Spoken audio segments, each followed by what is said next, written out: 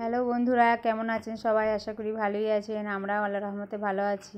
তো আজকে আপনাদেরকে একটা পনিরের রেসিপি দেখাবো। দেখুন কেমন করে আমি আজ রান্না করছি। তো দেখুন আমার পনিরগুলো ভাজা হয়ে গেছে। আমি কিন্তু আজকে শুধু পনির করব না, পনিরের সাথে আমি একটু ফুলকপি জয়েন করব।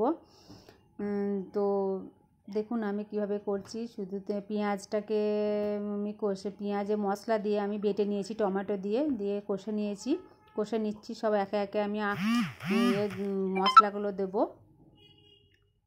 তো দেখুন আমি এর মধ্যে দেবো নুন দেবো প্রথমে, বা লবণ দেবো। লবণ ভালো করে কষে নিতে হবে এটা।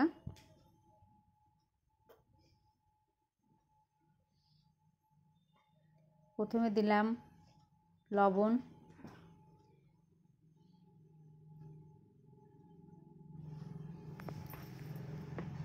এরপরে দিয়ে দেবো সব একে একে হলুদ, লঙ্কা, ধনে, জিরে, আদা রসুন বাটা দিয়ে ভালো করে কষে নেব।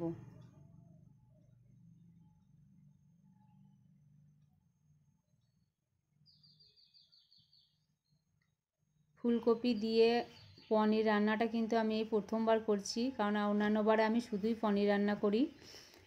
তো এবার আমি একটু দেখলাম যে করে কেমন টেস্ট হয়। তো দেখুন আমি আস্তে আস্তে সব মশলাগুলো দিয়ে দিচ্ছি। ধনে দিলাম, ধনে গুঁড়ো দিলাম, এরপর দেবো জিরে গুঁড়ো,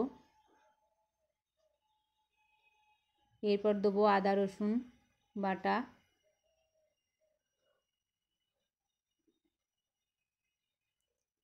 দিয়ে ভালো করে মশলার গন্ধটা যাতে চলে যায় তার জন্য ভালো করে কষে নেব। তো আস্তে আস্তে দেখুন আমার তেল বেরিয়ে গেছে, মানে এইভাবে হয়ে গেলে বুঝতে হবে যে হ্যাঁ আমার মশলাটা কষা হয়ে গেছে। এরপর আমি এর মধ্যে ভাজা ফুলকপিটা দিয়ে দেবো, দিয়ে ভালো করে একবার নেড়ে নেব। ফুলকপি দিলে কিন্তু তরকারির টেস্ট বাড়ে, আমার যতদূর মনে হয় যে ফুলকপি দিলে টেস্টটা আরেকটু বাড়ে। তো আজকে ফুলকপি দিয়ে খেতে ইচ্ছা করলো তাই ফুলকপি দিলাম। আর এখানে আমি কিন্তু এর পরে কিন্তু টক দই দিয়েছি, কিন্তু টক দইটা আমার স্কিপ হয়ে গেছে, দেখানো হয়নি। এই ফুলকপি দেওয়ার পর আমি টক দই দিয়েছিলাম।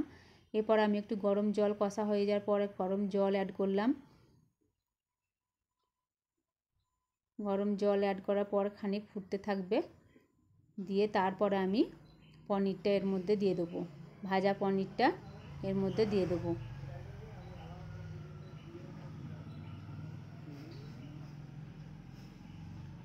দেখুন কত সুন্দর কালারটা এসছে।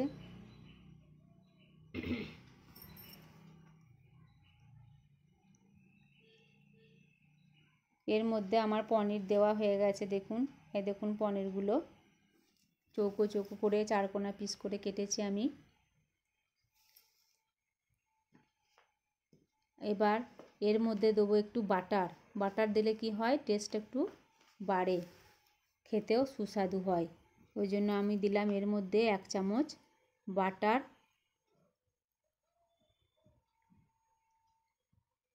আর দেবো গরম মশলা, লাস্টে দেবো গরম মশলার পাউডার, ছড়িয়ে দেবো এর মধ্যে। তো প্রায় হয়ে এসছে আমার এই পনিরের তরকারি, ফুলকপি পনিরের তরকারি। এবং লাস্টে দেবো একটু গাওয়া ঘি, বাড়িতে পাতা গাওয়া ঘি তৈরি করা। তো দেখুন আমি একটু গাওয়া ঘি দিয়ে দিলাম, এবং হয়ে গেল আমার ফুলকপি পনিরের তরকারি।